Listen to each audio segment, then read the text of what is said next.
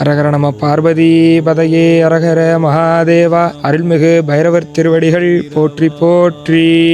நாங்கள் தருமபுரி மாவட்டத்திலிருந்து வந்துட்டு இருக்கோம். நம்மளுடைய ஆலயத்தின் முதல் சிறப்பம்சம் என்னன்னா, வரக்கூடிய அன்பருக்கு எந்த நேரத்திலும் எந்த நிமிஷத்துலேயுமே அன்னதானம். வரவங்களுக்கு முதல்ல வயிறார அன்னதானம்.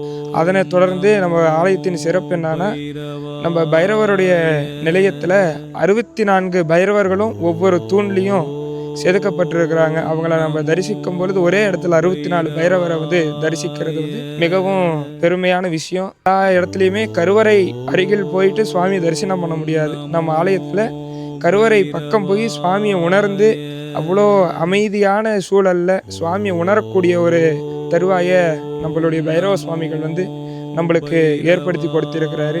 அதுபோல் வந்தீங்கன்னா எவ்வளோ நேரம் வேணாலும் உட்காந்து அமைதியாக தியானிக்கக்கூடிய ஒரு இடத்த சுவாமி நம்மளுக்கு கொடுத்துருக்காரு. இதுக்கெல்லாம் இறையருள் கண்டிப்பாக அவரை சுற்றி இருக்குது அப்படின்றது தான் ஒரு உன்னதமான உண்மை.